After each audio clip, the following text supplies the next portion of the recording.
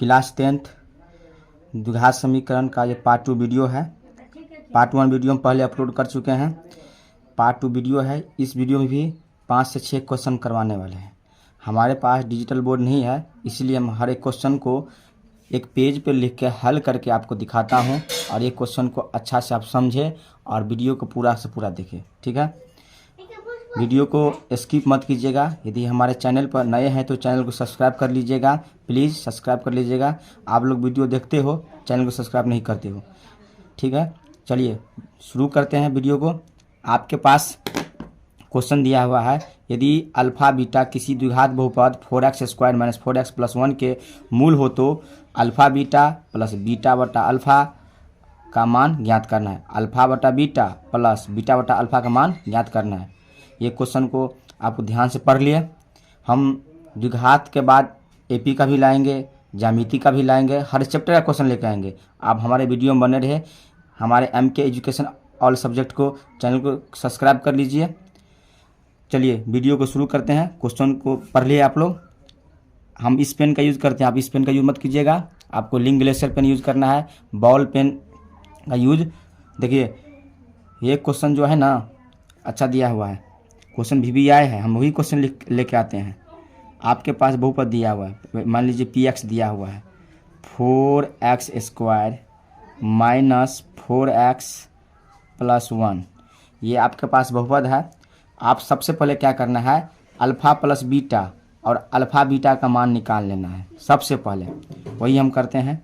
Alpha plus beta ये होता है -b बटा a, माइनस तो ये है a, b और c, ये होता है a 4 है, b -4 है और c 1 है, तो b -4 दिया हुआ है बट्टा a का मान 4 है।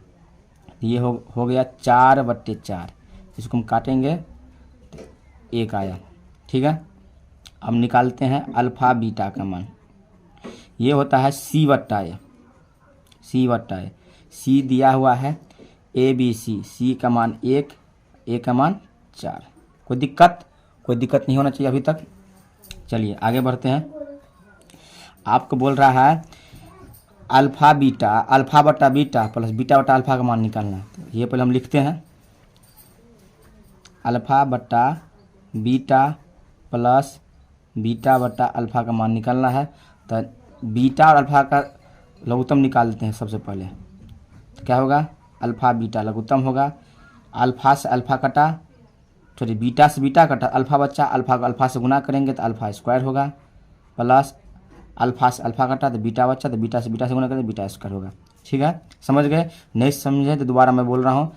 बीटा से बीटा कट गए, यहाँ अल्फ़ा बचा ना, तो फिर अल्फ़ा को अल्फ़ा से गुना करेंगे तो अल्फ़ा स्क्वायर होगा, प्लस तो प्लस अल्फ़ा से अल्फ़ा यहाँ कट गया तो बीटा बचा, तो बीटा से गुना करेंगे बीटा स्क्वायर होगा।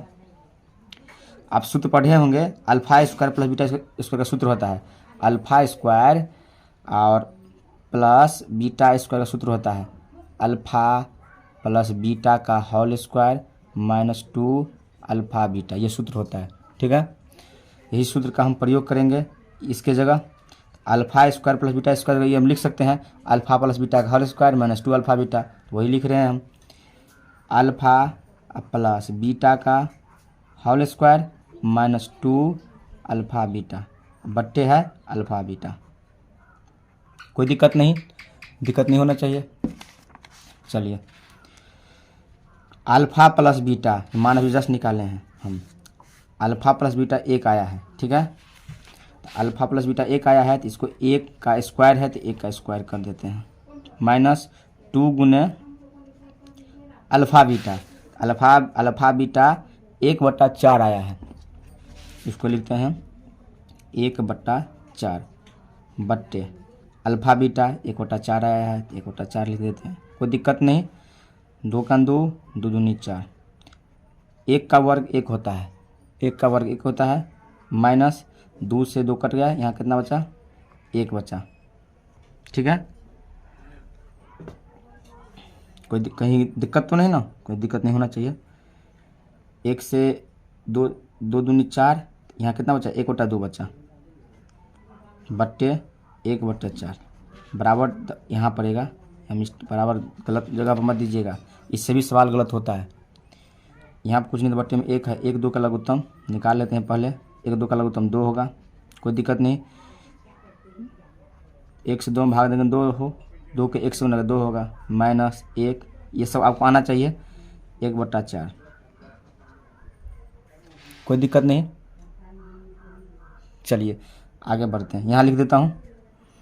2 में से 1 जाएगा तो 1 होगा, बट्टे में 2 है तो 2, मैन बट्टा ये है, यहाँ 1/4 है।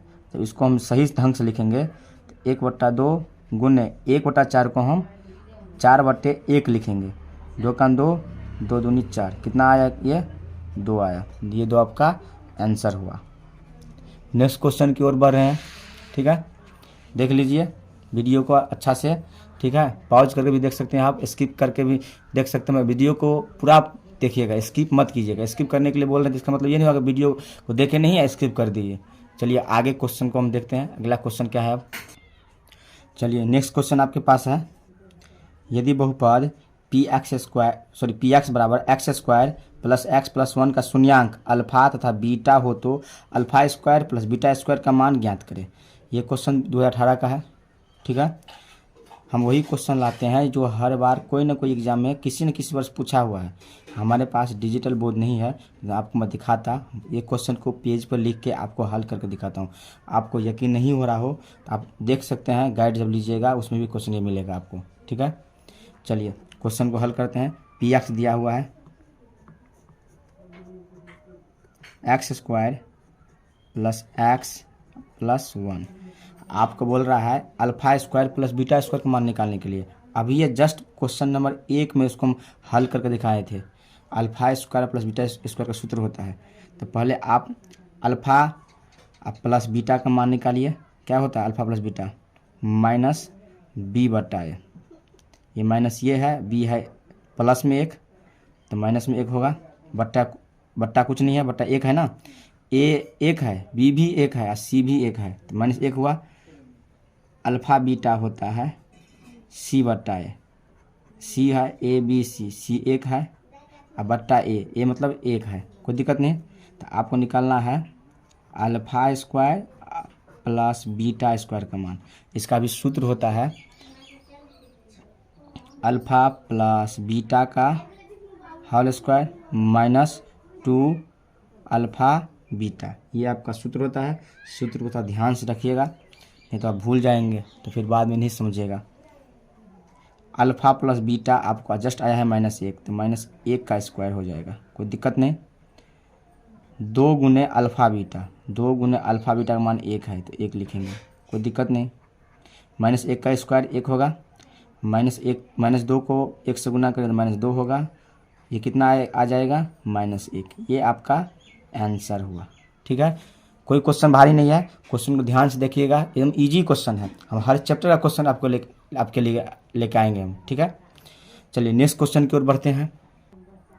क्वेश्चन नंबर 3 आपके पास ये है, एक द्विघातीय बहुपद समीकरण ज्ञात करें जिसके शून्यकों का योग एवं गुणनफल क्रमशः 4 एवं 1 है। आपके पास शून्यकों का योग एवं गुणनफल दिया हुआ है, शून्यक नहीं दिया हुआ है, ध्यान से पढ़िएगा। शून्यकों का योगफल है और गुणनफल है, पहले वो लिख लेते हैं। शून्यों का योगफल में होता क्या है, आप जानते हैं ना। शून्यकों का योगफल होता क्या है, मतलब आपके पास अल्फ़ा प्लस बीटा दिया हुआ है, कितना शून्यकों का योग पहले दिया हुआ है, तो योग कितना हुआ 4, तो अल्फ़ा प्लस बीटा 4 होता है, कोई दिक्कत नहीं। और शून्य का गुणनफल भी दिया हुआ है, अल्फ़ा बीटा गुणनफल कितना दिया हुआ है 1, ये 1 हुआ। आपके पास ये 2 चीज़ दिया हुआ है और आपको बहुपद निकालना है, द्विघात समीकरण ज्ञात करना है। तो आपको px वाला सूत्र आपको ज्ञात मालूम होना चाहिए, नहीं मालूम है तो लिख लीजिए अभी भी। px बराबर सूत्र होता है px बराबर सूत्र होता है x² minus alpha plus beta into x plus alpha beta, कोई दिक्कत नहीं। ये सूत्र होता है, ये बहुपद का सूत्र है, ये बराबर 0 होता है। चलिए x² बोला है, x² minus alpha plus beta, तो अल्फ़ा प्लस बीटा कितना दिया हुआ है 4 into x plus alpha beta 1 तो 1 बराबर 0, कोई दिक्कत नहीं।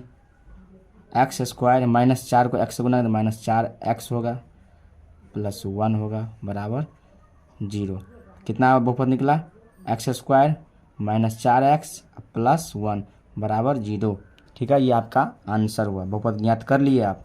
ये क्वेश्चन 2 नंबर मार्क में आता है, तो ध्यान से देखिएगा। चलिए नेक्स्ट क्वेश्चन की ओर बढ़ते हैं। चलिए नेक्स्ट क्वेश्चन आपके पास है, द्विघात समीकरण 5x स्क्वायर -4x प्लस 2 बराबर 0 का विवेचक ज्ञात करें। ठीक है, ये क्वेश्चन भी इंपॉर्टेंट है। द्विघात बहुपद दिया है, विवेचक ज्ञात करना है, मतलब डी निकालना है। विवेचक बोले विभक्तर बोले एक ही बात होता है, आपको डी ज्ञात करना है। ठीक है, ए और बी और सी जानते होंगे, नहीं जानते हैं तो हर वीडियो में एक एक करके आपको बताता हूँ। नहीं जानते हैं तो मैं फिर भी बताऊँगा, अभी भी बताऊँगा। आपके पास बहुपद दिया हुआ है, वो लिख लेते हैं। पी एक्स दिया हुआ है, सॉरी इस पेन से नहीं बना रहे हम। पी एक्स दिया हुआ है 5x स्क्वायर -4x प्लस 2 बराबर 0। ए हुआ 1, ए हुआ 5, बी हुआ -4 और सी हुआ 2। विवेचक बोल रहा है, विवेचक मतलब होता है डी। विवेचक को डी से सूचित करते हैं, विवेचक को हम डी से सूचित करते हैं। ठीक है, और डी बराबर होता है बी स्क्वायर -4ac। आपको ये डी निकालना है, बी स्क्वायर -4ac।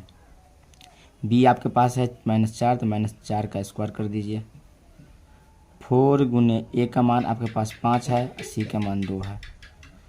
4 चौका 16, 4 पंचे 20 दूनी 40। कोई दिक्कत नहीं।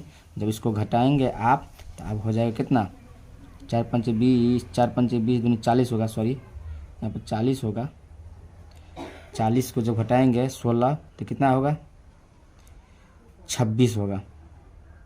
26 नहीं होगा, सॉरी 24 होगा। ठीक है, कोई दिक्कत नहीं। माइनस में -24 आपका आंसर हो गया। चलिए नेक्स्ट क्वेश्चन बताते हैं। ये क्वेश्चन 2 नंबर में पूछता है। ठीक है, आपको डी निकाल लीजिए। डी निकल गया, आप कहते हैं आंसर हुआ।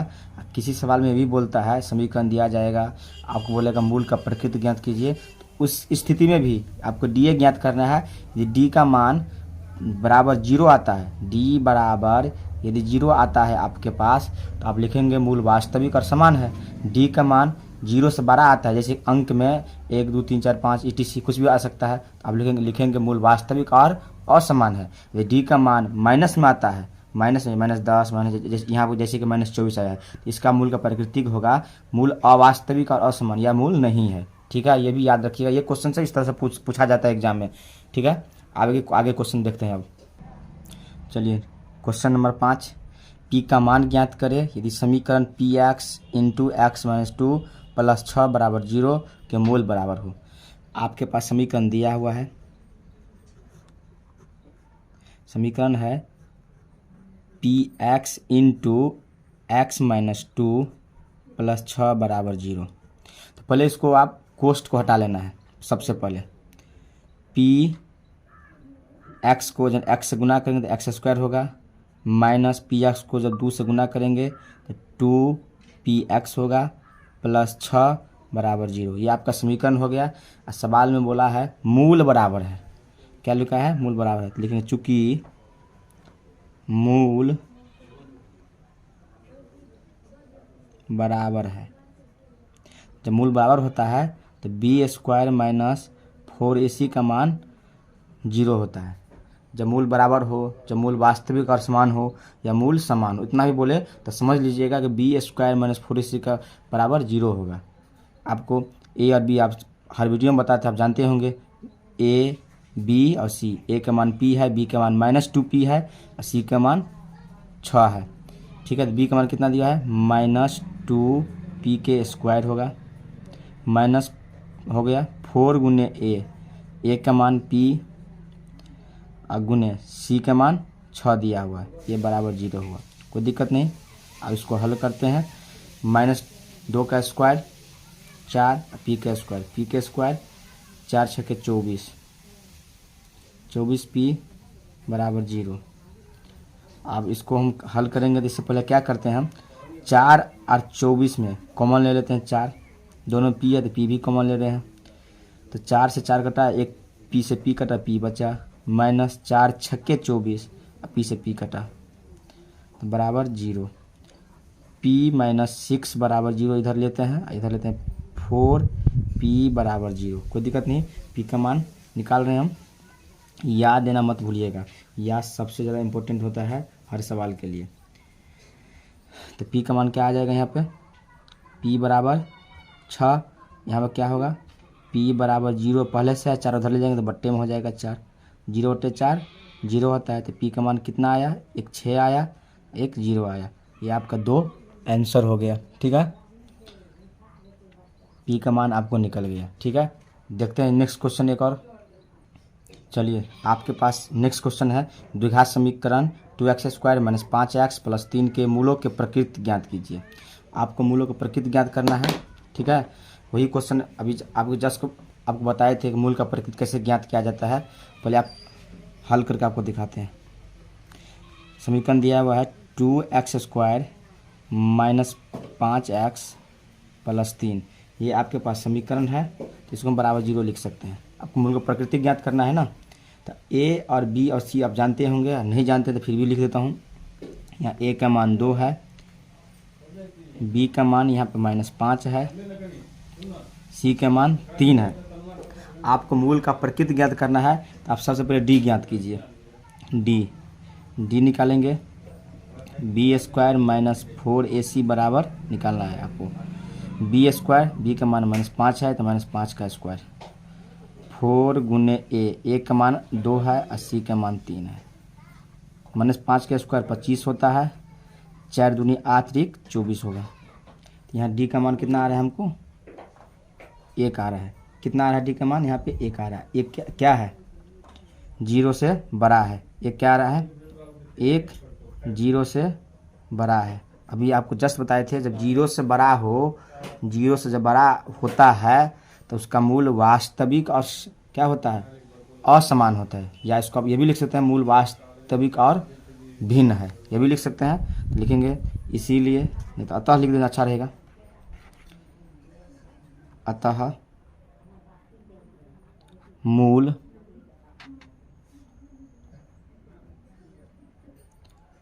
वास्तविक और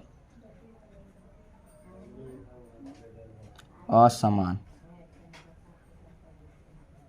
है।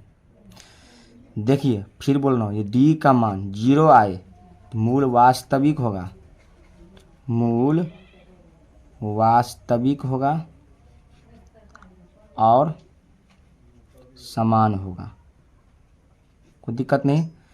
जब इसी को बोलते हैं मूल वास्तविक और समान, इसी को बोलते हैं मूल बराबर है और मूल समान है, इसी को बोलते हैं। जब d का मान 0 से बड़ा आ जाए, 0 से बड़ा आ जाए, ठीक है, जैसे कि संख्या में आ जाए 1 2 3 4, तब लिखेंगे मूल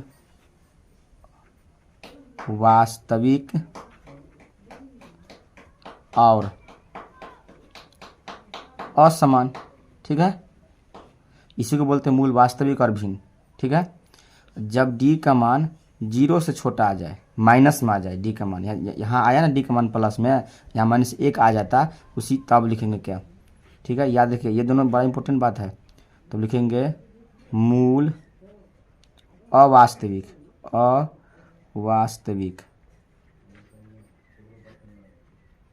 और असमान। ठीक, इसी को बोलते हैं मूल नहीं है, कोई मूल वास्तविक नहीं है, मूल वास्तविक नहीं है, ये भी बोलते हैं। ठीक है, आपको याद रखना है, ये क्वेश्चन इंपॉर्टेंट होता है। चलिए नेक्स्ट क्वेश्चन नंबर 7, समीकरण 2x² - 3x + 5 = 0 के मूलों की प्रकृति ज्ञात कीजिए। यदि मूलों का अस्तित्व हो तो उन्हें भी ज्ञात कीजिए। इसमें भी बोल रहा है मूल का प्रकृति ज्ञात करने के लिए, यदि मूल का अस्तित्व हो तो उन्हें भी ज्ञात करना है। मतलब क्या, यदि मूल वास्तविक और समान होगा तब आपको मूल ज्ञात करना पड़ेगा, x का मान ज्ञात करना पड़ेगा। यदि मूल वास्तविक और असमान भी हो तब पर भी आपको मूल ज्ञात करना पड़ेगा। अब चलिए आपको चेक करते हैं मूल का अस्तित्व है या नहीं है। तो आपके पास द्विघात समीकरण दिया हुआ है, समीकरण दिया हुआ है 2x² माइनस 3x प्लस 5 बराबर 0। ये समीकरण है।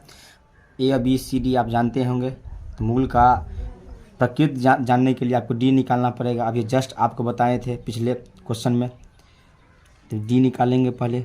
डी बराबर b² माइनस 4ac। बी का मान ए और बी का मान -3 है तो -3 का स्क्वायर होगा। 4 गुने ए का मान 2, सी का मान 5, ये 9 हो जाएगा। 4 दूनी 8 पंचे 40 होगा, यानी कि ये माइनस में 31 आ गया। डी का मान क्या आया? माइनस में 31 आया। ध्यान से देखिए, माइनस में 31 आया, इसका मतलब क्या हुआ? ये जो डी आया है ये 0 से छोटा हो गया, यही ना 0 से छोटा हुआ। जब 0 से छोटा आता है डी का मान, 0 नहीं आया है, 0 से भी छोटा आ गया है, तो इसका मूल क्या हुआ? अवास्तविक असमान। आपको भी जस्ट बताए थे, जब माइनस में आ जाए तो मूल वास्तविक नहीं होता, कोई मूल नहीं होता है, नहीं होता है। तो इसको लिख देते हैं पहले, चूँकि डी बराबर -31, डी बराबर -31 आया है, तो लिखे अतः द्विघात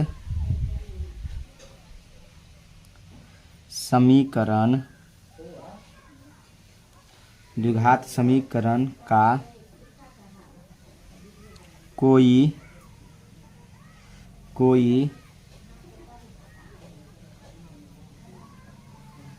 वास्तविक मूल नहीं है। यदि डी का मान प्लस में आ जाता, या प्लस में 31 आता, या बराबर 0 आता, तब आपको इस समीकरण का हल करना पड़ता, x का मान निकालना पड़ता। ठीक है, ये तो नहीं हुआ, ये आपका उत्तर हुआ, ये आपका आंसर हुआ। कोई दिक्कत नहीं, समझ गए होंगे। चलिए नेक्स्ट क्वेश्चन है, द्विघात समीकरण √2x² प्लस 7x प्लस 5 √2 बराबर 0 का गुणनखंड विधि से मूल ज्ञात करें। गुणनखंड विधि लगा हुआ है। कल आपको द्विघात सूत्र बताए थे पिछले वीडियो में, भाग 1 वीडियो इसका था द्विघात समीकरण का। ये गुणनखंड विधि है। एक होता है पूर्ण वर्ग विधि। यदि आपको पूर्ण वर्ग विधि नहीं आता है तो मुझे कमेंट करके बता दीजिए, मैं आपको इसका भी वीडियो डाल दूंगा। ठीक है, ये क्वेश्चन बार बार पूछता है। और एक बात ध्यान रखिएगा, जिस विधि से बोले आपको बनाने के लिए, आपको उसी विधि से बनाना पड़ेगा। यहाँ पर लिखा हुआ है गुणनखंड विधि है, जिसको आप द्विघात सूत्र से हल कीजिएगा तो आपको 1 नंबर नहीं मिलने वाला है, ये ध्यान रखिएगा। चलिए क्वेश्चन को हल करते हैं।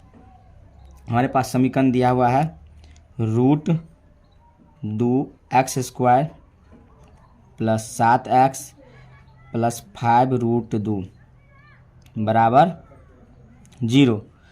आप इसका x का मान ज्ञात करना है, मूल ज्ञात करना है आपको। तो गुणनखंड विधि आपको पहले भी पढ़े होंगे। शुरू वाले को लास्ट वाले गुना करना पड़ता है, उसको तोड़ के फिर प्लस में 7 आपको लाना है। शुरू में कितना दिया हुआ है? x² के साथ जो अंक रहता है, x² का गुणांक जो होता है वही लिखना है। √2 गुने c जो होता है लास्ट वाले 5 √2, इसको गुना कर देते हैं। रूट वाला गुना आपको आता है? ध्यान दीजिए कैसे गुना करते हैं। √2 को √2 से गुना करेंगे, रूट वाले भी गुना रूट वाले से होता है। √2 को जब दो से गुना करेंगे तो 2 हो जाएगा, रूट हट जाएगा। ठीक है, जब एक ही संख्या पर रूट लगा रहे तो वहाँ से रूट हट जाता है। जैसे यहाँ पर √2 को √2 पे गुना किए हम, 2 हो गया। अब 5 के साथ पहले से है तो कितना हो जाएगा? 10। अब 10 को आपको खंड करना है, 7 लाना है, तो क्या लेंगे हम? 2 गुने 5 ले सकते हैं। 2 और 5 जोड़ेंगे 7 हो जाएगा, वही लिख रहे हैं हम। √2x² plus 2x plus 5x plus 5 √2 बराबर 0। कोई दिक्कत नहीं। अब इस दोनों में से कॉमन लेना है आपको। देखिए, ध्यान दीजिए कैसे कॉमन ले रहे हैं। यहाँ √2 है या 2 है, 2 में 2 को ऐसे हम लिख सकते हैं √2 गुने √2, फिर √2 को √2 से गुना करें फिर 2 हो जाएगा ना।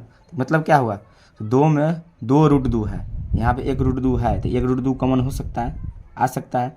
दोनों में x है तो x ले सकते हैं, कोई दिक्कत नहीं। √2 से √2 कटा, x से x कटा तो x बचा, प्लस तो प्लस √2, इसमें 2 √2 है तो 1 √2 कट गया तो 1 √2 बचा, x से x कट गया, कोई दिक्कत नहीं, प्लस, दोनों में 5 है तो 5 कॉमन आएगा, x कॉमन नहीं आएगा क्योंकि दोनों में x नहीं है। 5 से 5 कटा तो x बचा, प्लस से गुना करेंगे प्लस तो प्लस होगा, 5 से 5 कटा तो √2 बचा बराबर 0। अब क्या करेंगे, दोनों कोष्ठ के अंदर एक रंग आ गया ना, मतलब मेरा गुणनखंड सही जा रहा है। दोनों कोष्ठ में से एक कोष्ठ को लिखेंगे, ले लिए हम, दोनों में से एक को ले लिया, जो बाहर है उसको ले लेते हैं अंदर। अब बाहर है √2x + 5 बराबर 0। अब क्या करेंगे, x + √2 बराबर 0 करेंगे, इस तरफ करेंगे √2x + 5 बराबर 0, कोई दिक्कत नहीं। तो x बराबर, इसको जब ले जाएंगे तो माइनस में √2 हो जाएगा, यहाँ क्या हो जाएगा √2x बराबर, प्लस में 5 है तो माइनस में 5 हो जाएगा। तो इधर से x निकालेंगे तो -5 √2 गुने में है तो बट्टे में आ जाएगा, कोई दिक्कत नहीं। आपका एक आंसर हुआ माइनस में √2, एक होता यहाँ हुआ -5 बटा √2। वैसे √2 को नीचा नहीं छोड़ना चाहिए, इसलिए दोनों तरफ क्या करेंगे, ऊपर नीचा √2 को √2 से गुना कर देते हैं, अच्छा रहेगा। -5 √2 अब बट्टे √2 को √2 से गुना करेंगे तो 2 हो जाएगा, कोई दिक्कत नहीं। आप ये भी लिख सकते थे इतना ही भी, वो भी आंसर आपको हो सकता है, कोई दिक्कत गलती नहीं होगा, मगर अच्छा रहेगा आप जो उसको गुना कर देंगे तो इसे बोलते हैं परमेयकरण करना। x का मान आया 1, माइनस में √2, एक आया -5 बटे √2 अब बटे 2, कोई दिक्कत नहीं, ये आपका आंसर हुआ। चलिए एक क्वेश्चन आपको और बता देता हूँ इस वीडियो में, ठीक है। द्विघात समीकरण x² - 3x - 10 बराबर 0 का पूर्ण वर्ग विधि से मूल ज्ञात करें। आपको इसको पूर्ण वर्ग विधि से हल करना है। एक वीडियो आपके लिए लेकर आए थे द्विघात सूत्र से, पिछला वीडियो था, इसमें गुणनखंड विधि अभी आ गया और पूर्ण वर्ग विधि अभी आ गया। ये क्वेश्चन बड़े मार्क में भी आते हैं। एक क्वेश्चन को थोड़ा ध्यान से देखिएगा। आपके पास समीकरण दिया हुआ है x² - 3x - 10 बराबर 0, ये समीकरण है। सबसे पहले हम क्या करेंगे, यदि यहाँ पे x² के साथ कोई संख्या रहता है, x² का गुणांक कोई संख्या रहता है, यहाँ मान लीजिए 2 लिखा रहता है, तो 2 से पूरे समीकरण में भाग देना पड़ता है। यहाँ पर वो तो है नहीं, तो अब इसको क्या करेंगे, भाग नहीं देना पड़ेगा। तो यदि देना पड़ता है तो भाग देने के बाद उसके आगे हम बनाते हैं, भाग नहीं देना है इसीलिए इससे आगे मैं भी बना रहा हूँ। तो पहले आपको क्या करना है, x² - 3x - 10 बराबर 0, ये आपका समीकरण है। ध्यान से देखिए, ये आपका पास समीकरण है। अभी आपको जस्ट बताए थे, यदि इसके साथ कोई संख्या रहता तो आपको उस संख्या से भाग देना पड़ता। जैसे मान लीजिए इसके साथ अभी कोई अंक नहीं है तो 1 है ना, तो लिख देते हैं, चूँकि 1 है तो 1 लिखेंगे, 2 रहेगा 2 लिखेंगे। 1 से पूरे समीकरण में भाग देने पर, जब इससे भाग करेंगे तो समीकरण यही रह जाएगा, कोई अंतर नहीं आएगा, कोई दिक्कत नहीं है, भाग दे दिए, कोई दिक्कत नहीं, ये रह गया। अब इसको आप क्या करना है, x वाले को एक तरफ रखना है, जैसे कि x² - 3x, 10 को उधर ले जाएंगे तो प्लस में 10 हो जाएगा, कोई दिक्कत नहीं, कर दीजिए। ये कर दिए ना। अब आपको क्या करना है, थोड़ा ध्यान से देखिए हम क्या कर रहे हैं। यहाँ पे x के साथ है जो संख्या रहेगा, x का गुणांक जो रहेगा, यहाँ x का गुणांक 3 दिया हुआ है, इसको आपको अपना मन से 1/2 से गुना कर देना है, ठीक है। गुना करने के बाद इसको वर्ग भी करना है। तो 3 को जब 1 से गुना करेंगे 3 होगा, 3 × 2 होगा, इसका वर्ग है ये, तो कितना हो जाएगा, 3 × 3 = 9 और 2 × 2 = 4, 9/4। तो वही लिखेंगे, पर लिख देते हैं, चूँकि x का गुणांक का मतलब गुना होता है का 1/2 से वर्ग करके दोनों तरफ जोड़ने पर कितना आया था, x का गुणांक कितना था, 3 था, x गुणांक 3 था, तो x का गुणांक का मतलब गुना 1/2 का वर्ग करके, वर्ग कर दीजिए, अब दोनों तरफ जोड़ेंगे, वर्ग किए 9/4 या दोनों तरफ जोड़ देते हैं, वही लिखते हैं x² - 3x, यह है। इस दोनों तरफ जोड़ना है मुझे, 9/4 बराबर 10, इधर भी जोड़ना है 9/4, कोई दिक्कत नहीं, कोई दिक्कत नहीं। चलिए, जो कर रहे हैं वही करना है आपको, ध्यान से दीजिएगा। ये एक्स ले रहे हैं हम, देखिए एक्स ये ले रहे हैं, चिन्ह यहाँ पर जो रहेगा वही चिन्ह, यहाँ माइनस रहेगा तो माइनस लेंगे, प्लस रहेगा तो प्लस प्लस लेंगे, माइनस तो माइनस ले रहे हैं। इसका वर्गमूल लेना है आपको, 9 का वर्गमूल 3 और 4 का 2, इसको हम होल स्क्वायर कर देते हैं। जब इसको तोड़ेंगे फिर यूँ हो जाएगा ना, एक्स का एक्स स्क्वायर और फिर -3/2 का वर्ग करेंगे तो 9 4 ना होगा। यहाँ किसने तो 1 है, लघुत्तम लेंगे तो 4 हो जाएगा, 40, 4 से 4 1 9, x - 3/2 का होल स्क्वायर 49/4।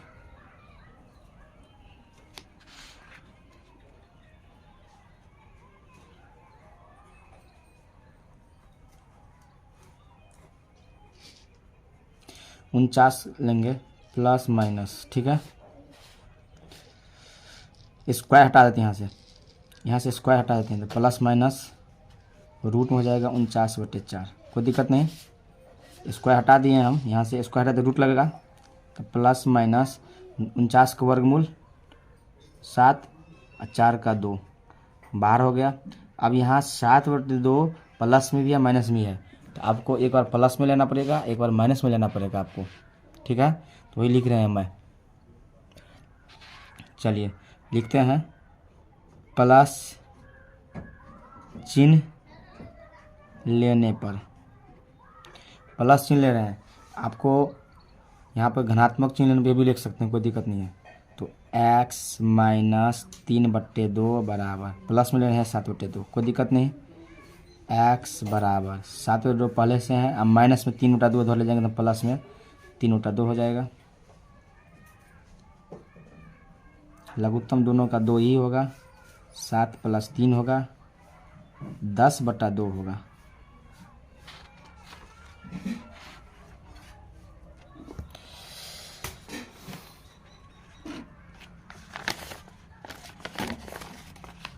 चलिए 2 × 2 2 × 5 10, x बराबर 5 आ गया।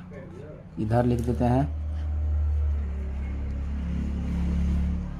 माइनस चिन्ह लेने पर, तो माइनस में ले रहे हैं, x - 3/2 बराबर, माइनस में लेंगे 7/2, यहाँ प्लस में लिए थे 7/2, इधर माइनस में लेंगे, फिर वही करेंगे।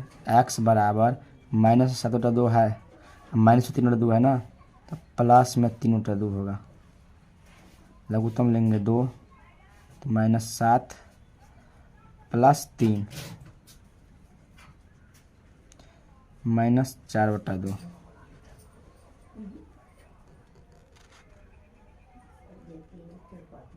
कोई दिक्कत नहीं। यहाँ कितना आ गया x का मान, -2, x का 2 मान आया, एक +5 आया, एक -2 आया, ये आपका उत्तर हुआ, ठीक है। ये क्वेश्चन समझ में आ गया होगा आप लोगों को। चलिए क्वेश्चन लास्ट था।